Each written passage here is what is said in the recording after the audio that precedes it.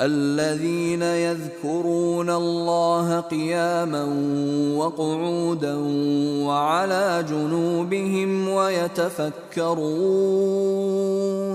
ويتفكرون في خلق السماوات والأرض ربنا ما خلقت هذا باطلا سبحانك ربنا ما خلقت هذا باطلا سبحانك فقنا عذاب النار.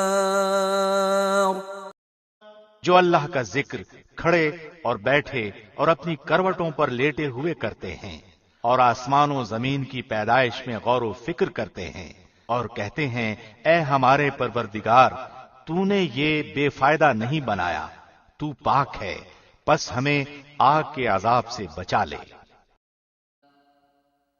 Who remember Allah while standing or sitting or lying on their sides and give thought to the creation of the heavens and the earth, saying, Our Lord, you did not create this aimlessly.